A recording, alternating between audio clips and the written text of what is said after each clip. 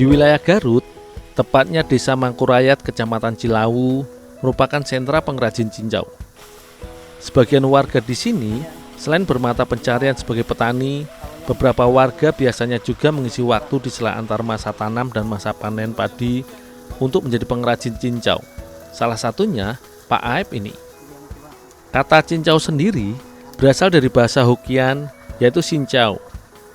Kata ini biasa dilafalkan kalangan Tionghoa di seputaran Asia Tenggara untuk tumbuhan dari keluarga Mesona spesies, di mana daun dari tumbuhan ini memang dikenal merupakan bahan pembuatan gel kenyal berupa agar-agar. Di wilayah Indonesia hingga beberapa negara di Asia Tenggara mengenal dua jenis olahan cincau, yaitu cincau hitam dan cincau hijau. Cincau hitam biasanya terbuat dari daun Mesona palutris atau biasa dikenal dengan sebutan tanaman janggilan. Sementara cincau hijau terbuat dari tumbuhan Silea berbatamirs yang biasa tumbuh merambat. Duh, Ya Pak, udah cukup itu daunnya, udah banyak. Ayo pulang. ayo Pak, udah banyak nih. Iya. Terlalu banyak ini sudah.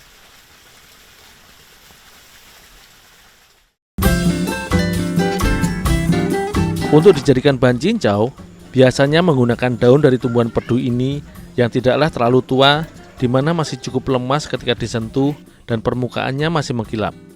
Karena biasanya sudah memiliki kandungan zat pati serta karbohidratnya yang cukup agar dapat mengental atau menjadi gel. Selain itu, bila daun terlalu tua, cita rasa dari cincau akan sedikit getir ketika diolah nanti. Dalam setiap pengolahan bahan makanan maupun minuman, terdapat beberapa tahapan yang menjadi kunci agar olahan makanan maupun minuman sempurna. Sebelum diolah menjadi bahan cincau, daun yang sudah dipanen harus dibersihkan terlebih dahulu dengan diseka atau dilap agar bersih dan juga kering. Karena bila masih mengandung air, cincau tidak akan mengental sempurna ketika diolah nanti.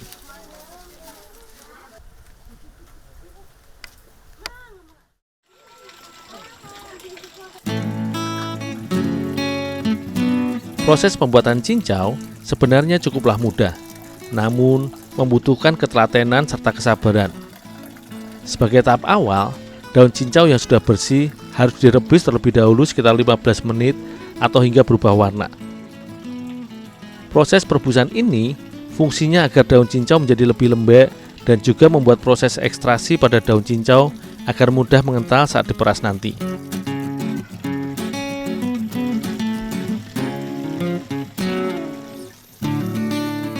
Selanjutnya, daun cincau yang sudah direbus dan berubah warna ini pun dibilas dengan air dingin atau dicuci.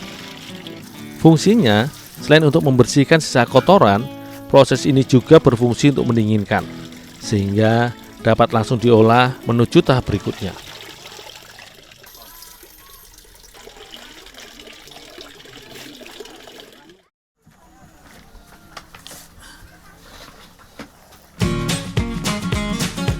Cincau merupakan gelatin yang teksturnya serupa agar-agar yang diperoleh dari proses perendaman air hasil perasan daun.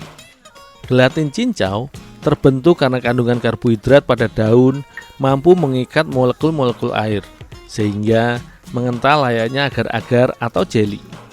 Karenanya, daun yang sudah dicuci dilumatkan dengan diremas-remas dalam air dengan perbandingan 1:1 antara air dengan daun. Proses peremasan ini fungsinya agar didapat saripati serta karbohidrat yang terkandung pada daun. Meski terlihat mudah dan sederhana, namun proses peremasan ini seringkali menimbulkan busa atau buih. Karenanya, peremasan daun harus dilakukan di dalam air rendaman agar cincau tidak berbusa atau berbuih ketika mengental nanti. Selanjutnya, setelah daun diperas dan disaring agar terpisah dari ampas, kemudian ditambahkan air kapur sirih dan didiamkan sekitar 2 jam sampai cincau mengental dan membeku.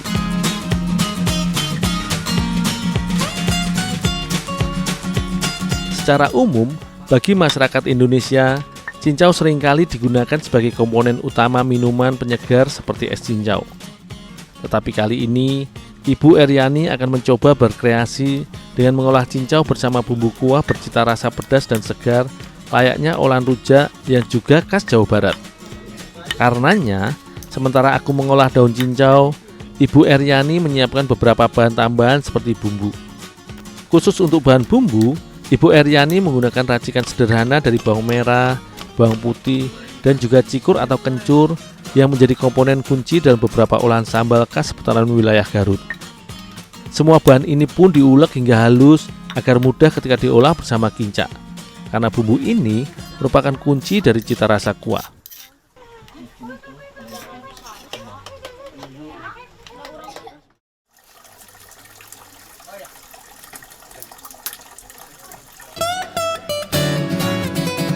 Proses pembuatan bumbu kuah pada olahan yang akan kami buat ini sebenarnya hampir mirip layaknya proses pembuatan kuah olahan pempek khas Palembang, di mana larutan kinca atau gula merah yang sudah dicairkan ini dimasak bersama bumbu yang telah dihaluskan tadi dan diberi tambahan cuka agar cita rasa kuahnya lebih segar serta menggugah selera. Semua perpaduan bahan ini pun dimasak atau direbus hingga mendidih dan matang.